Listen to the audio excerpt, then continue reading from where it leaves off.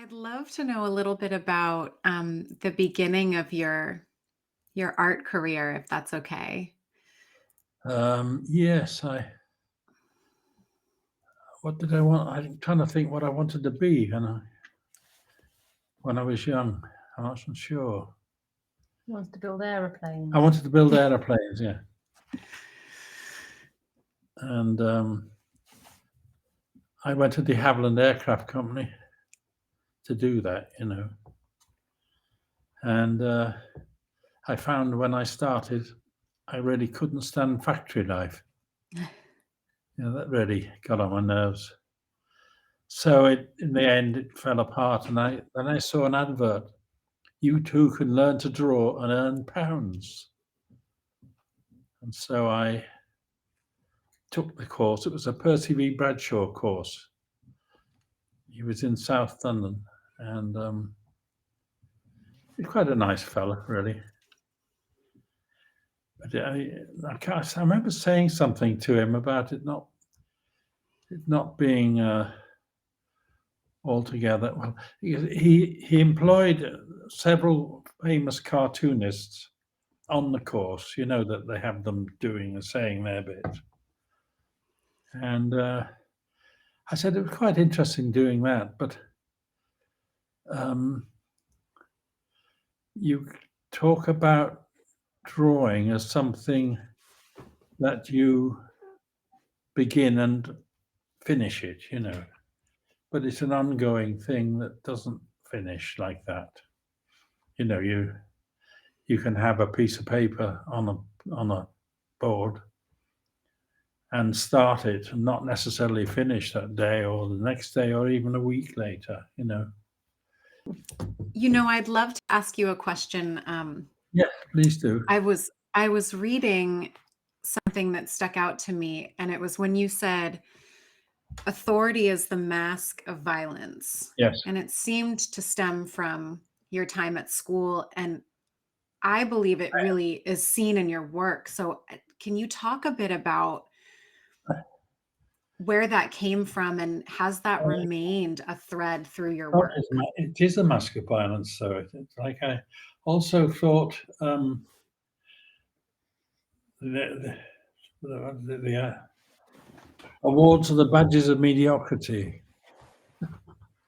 That's another one of them, But I remember that authority business from a headmaster who always liked to use the cane, and he'd whack boys, he'd have 5 in at a time. So I think the man was sick in a way, in the way he operated. But he certainly showed this authority, which was not particularly useful, necessary. It was just a sort of a satisfaction, I think, he got out of it, And I think when I went to worked in Woolworths, the store, and I met him outside Woolworths one day. He said, "You, what are you doing in a job like this? You should be doing something else, And I said, "Well, it's just something I got into for no good reason. It was maybe it was a mistake. Well, it was eventually a mistake, And I think I ended up having a fight with the undermanager." Not real fight, but general. Yeah. Can you tell me about the piece you were working on this morning or today? Yeah, it was whitetail risk. Lady found it was one that I splattered a while ago, but it was quite an enriched splat. It was it had dried in a very peculiar way, and it must have done, yes, because I used to do something in a day and then on the board and put it on the floor and splat it, and then let it dry. You see, and it can take 3 or 4 days to dry sometimes, and you have to splat something else to, in the meantime. And I'm not sure how many people work this way, but it's a bit peculiar because this one today, its real reason for being there was made clear when I sort of thought of a title for it, calling it the white-tailed, what do they call it? Risk. Risk. That's it, risk. And it was a bit of a risk, So that gave it its extra life somehow. But the funny thing is, you can explain something, but you can't explain it better than seeing it. It wasn't looked upon as a proper career. People were thinking of your career. I don't think we're made for this world somehow. I agree. You do? Oh, good. I do. Yeah. I wonder, I, on a personal level, am dying to know, especially after in the 70s, when you were creating so much work with Hunter, did you have any idea the impact it was going to have at the time? Did you Not know really, how no. important it all was? I didn't even know what Gonzo meant, But it actually was a Portuguese word. What's that mean? Hinge. That's what it means. It means hinge, and I thought, what do hinge? Why do we call it Gonzo then? Well, because really, it's a hinge. You can work it, make it do anything, and you can sort of unhinge it. So it's work that is unhinged. Mm-hmm. That's how it is, I think. And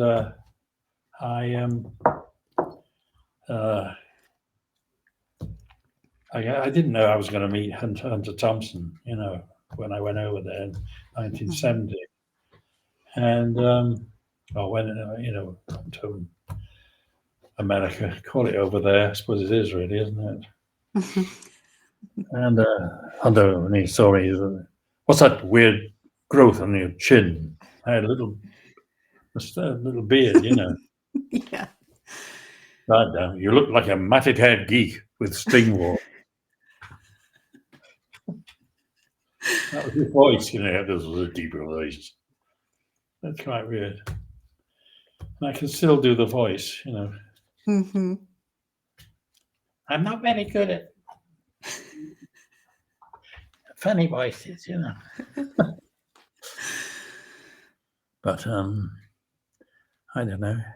I wasn't sure what we were going to do, really. I know that it was going to change the world. That's what I wanted to do with my work. And I thought to myself, perhaps 50 years later or so, I think I've succeeded. I've changed the world. It's worse now than it was when I started. I think it has changed the world for the better, at least for artists and free thinkers. Well, that'd be good, wouldn't it? Yes. Were you ever afraid or fearful putting works out that were particularly, full of conflict or, politics and things? Not really. I thought it was what I was supposed to be doing. I should do my work as if I was some kind of priest who was trying to save the world with, through God, and I don't know who he is. And now they were talking today, and the last couple of days, about whether God was a man or a woman.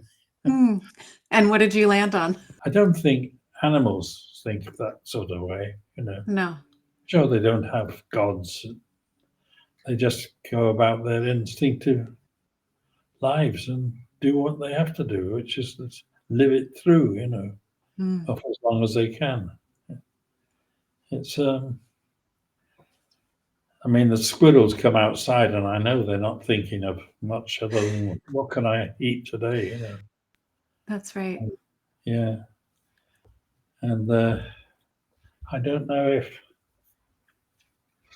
if you will be there forever at all, but we won't be here forever. I'm sure we'll find a way out of it without much fear or loathing. That's a beautiful thought. Yeah. Yeah. I noticed in this collection on Nifty Gateway, there's a self-portrait. Oh, yeah, And that's sad, isn't it? Yeah. yeah, I wonder, does Well, that it's feel vulnerable? Does it make me vulnerable? Well, yes. I remember Hunter saying, "Don't draw, Ralph. It's a filthy habit." I love that quote. See, I feel a bit worried about that one. It seems like I'm psycho. Oh, it's perfect. I saw that on the drop page. I can't wait to myself purchase some of these NFTs. It's perfect, just as it Oh. is. Oh God. Do you draw? I do. Good. Oh, that's nice. And what sort of things do you draw? It depends. Yeah. Mostly abstract, sort of getting Yeah. stuck energy out of my brain. Sometimes watercolor, sometimes watercolor and ink. Yeah. Yeah. So an abstraction is something interesting. Yeah? When you're abstracted, or if you abstract something from, do you abstract things from real life? It's a little more, I might feel a vague sense of conflict or unnameable emotions stuck in the brain, and I can't quite exercise it in words or real life. So it just comes out in color or shape, and it seems to be sufficient. Yeah. How do you feel like this morning with this whitetail risk? How do you get inspired to make the first splat or blot? Well, the dirtier the water, the older, the smellier the water, the Mhm. more sort of texture it gets in it. Yes. And when it dries, it goes really interesting. So I like that sort of thing happening. Nature sort of becoming part of it, you know. Yes, I see what there is going on in the blot and what it might become. And I thought this was a risk. I thought, oh, that's what I'll call it, a risk. Yes. So it's a white-tailed risk. So I put a white tail on it, you know. And there was a lot everywhere. Yes. I haven't got it over here, otherwise you could have seen it. What advice might you give to a young artist, somebody starting out? Stop. Yeah, too many artists been around.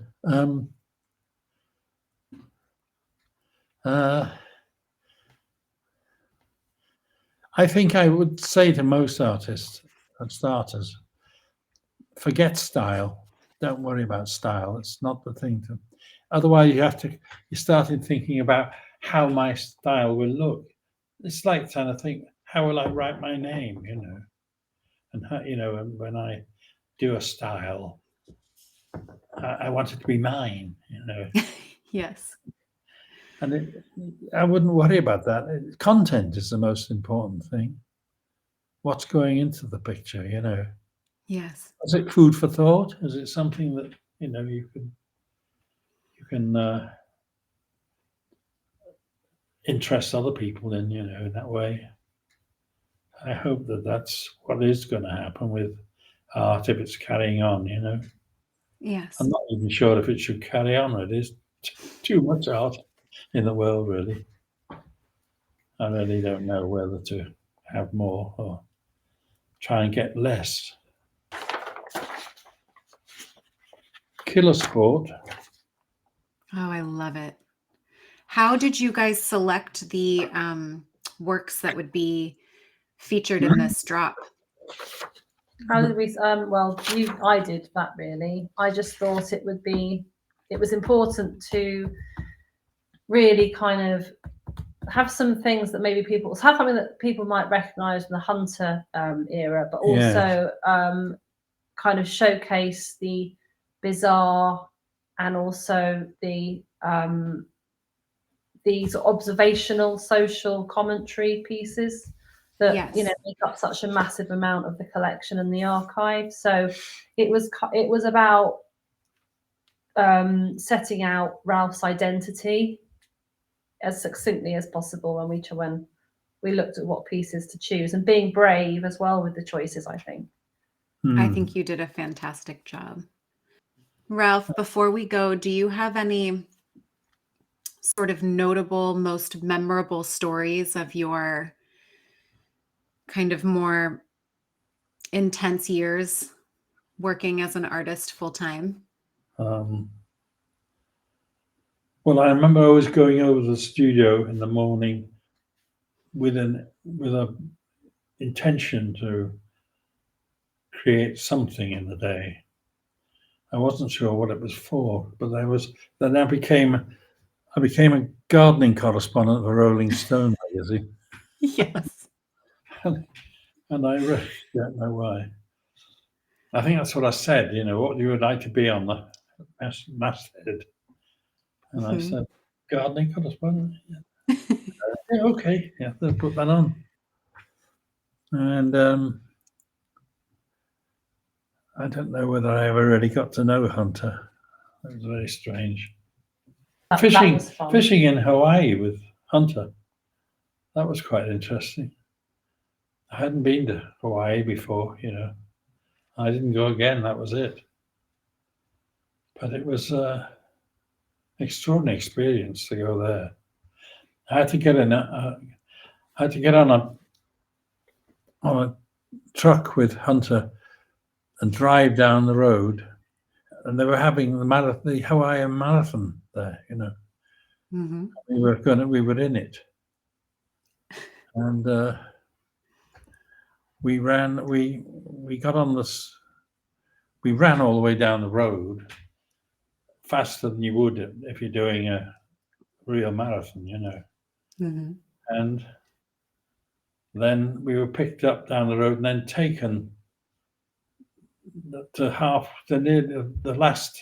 It was the last mile or so, And we sat there with a glass of wine. I waited for the people to come back. Run, you bastard, run. And it was funny that people would say, and of course they would. They had to do what was called the Heartbreak Hill, the last mile. Mm-hmm. And we were doing, run, you bastard, run, You measly sports, cheats or whatever. And we were sort of shouted at by them as they ran past, but that didn't do them any good, because they were playing bad. Anyway, they got up there, I think.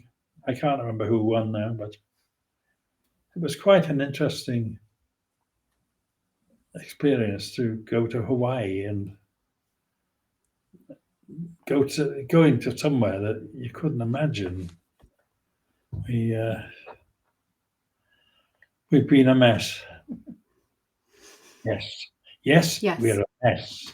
Yes, we're a mess. Yeah, I think so. Nice. Yes. Very good. Very nice. Well, I'm really very, very, very excited about your drop. I cannot wait to own as many pieces as I can afford.